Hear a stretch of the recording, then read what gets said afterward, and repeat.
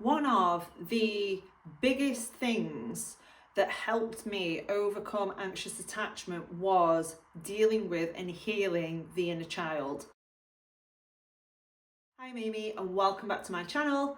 I'm a certified attachment style coach and I help anxious attachers break the cycle of avoidant and emotionally unavailable partners so you can really thrive in your independence and prevent future heartbreak. And in today's video, I'm going to discuss how the inner child is one of the most important aspects in healing anxious attachment. Before I start, I do have a new website online and my 6-week self-study course is also available on the website. That is a blueprint of exactly the steps I took to heal from anxious to securely attached. So why is the inner child so important? Well, it's so important because really it's the seat of where our attachment styles come from. And this isn't just anxious attachers, you guys.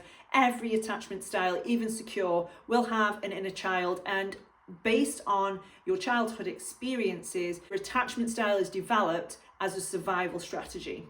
So in terms of anxious attachers, the inner child's survival strategy is people pleasing, is working hard to feel loved and accepted, is saying yes when you mean no and no when you mean yes. And all of this is a survival strategy so that you don't get abandoned. And in your adult mind, if you haven't done inner child work before, in your adult mind, it might be really hard to reconcile that, because when you're in your adult mind, it's hard to see your life through the perspective of your child self. But when you can understand that this part of your psyche is always there, regardless of whether you're aware of it or not, it is still there. So I'm going to use an example of how this works. So let's say you're in a relationship with somebody and you notice that person emotionally distancing. As an anxious attacher, you're going to be super attuned to that sort of behavior. So you're going to be watching that like a hawk. A secure person wouldn't. They would address it and say, hey, I've noticed that you're emotionally distancing lately. Is everything okay? Anxious attachers will wait and will watch. What also happens is these survival strategies come online again. So we will try to people please more. We will see emotional distance as an invitation to work harder. So we will try to placate this person. We will ignore our own needs to meet somebody else's. We might drop everything to go and see this person because that is what our survival strategy was as a child. So for example, in my childhood, I had very emotionally unavailable parents and I consistently felt abandoned in my childhood. So what I would do to get emotional closeness or to feel wanted and needed is that I would take on hobbies that my dad had.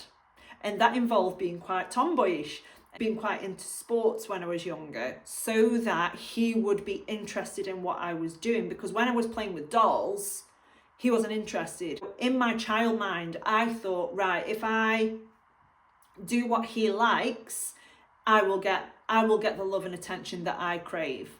I followed that pattern into my adult relationships where I didn't do what I wanted, I did what they wanted, so that they would give me the love and affection, so that I would feel closer to that person.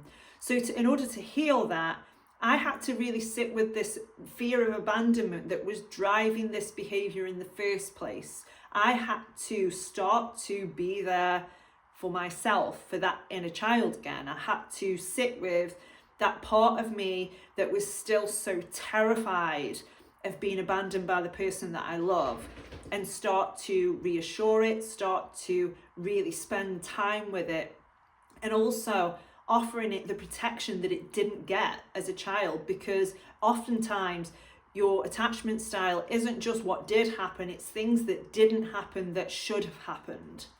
And these survival strategies have been put in place to protect us from the fear of abandonment, when actually it does the opposite. Because if you're in a relationship with somebody who has ended it and you start chasing, subconsciously thinking, oh, this is going to stop me from being abandoned, we know it just pushes the person further and further away. So the answer to this is to really resolve and heal that fear of abandonment so that those subconscious strategies are no longer coming online. They're no longer useful to us. And we can actually go into relationships where it is equal, where our needs matter, where our feelings matter, where we can communicate better, where it's not so chaotic, it's not so on and off, there is no breadcrumbing. We actually start to find secure people attractive again. We're not going to go into a relationship fearing so much that this person is going to leave me. And that's not to say that this person will never leave you. It's more of a feeling of, if they did, I know that I'm going to be okay anyway, because I'm not going to abandon myself again. So a real good way and a real important thing to remember in this is, not only are we looking at how other people may have abandoned you, but how is it that you've internalized this as an adult, and how do you abandon yourself? Do you abandon your own needs and desires? Do you shut yourself down a lot when you're feeling heavy feelings? Do you listen to yourself? Do you meet your own needs? Do you ask yourself, right now, what do I need? And go and do it? Do you say yes when you mean no? Are you afraid of rocking the boat? These are all patterns that nobody's doing to us. We're doing that to ourselves.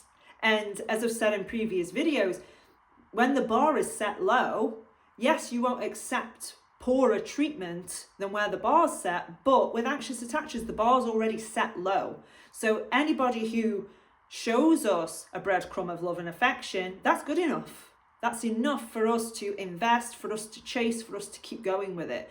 But when the bar is set high, breadcrumbing is no longer attractive. Inconsistent communication is no longer attractive. Somebody invalidating how you feel about something isn't an invitation for you to try and convince them. So when it is that you can really sit with and start to heal that fear of abandonment, you are going to find that, number one, your self-esteem will skyrocket. You will start to feel safer in your own body and safer on your own. You're no longer going to need somebody else to validate you. You're no longer going to need somebody else to give you the love and affection and attention that you're really craving, because you're going to become really, really good at doing that yourself. So I hope you found that video helpful. If you like this content, please consider subscribing to this channel. Leave any stories in the comments below if you want to. I do enjoy reading them and responding to them. I'm Amy, and it's an absolute pleasure to help you improve your self-worth, and thank you for watching.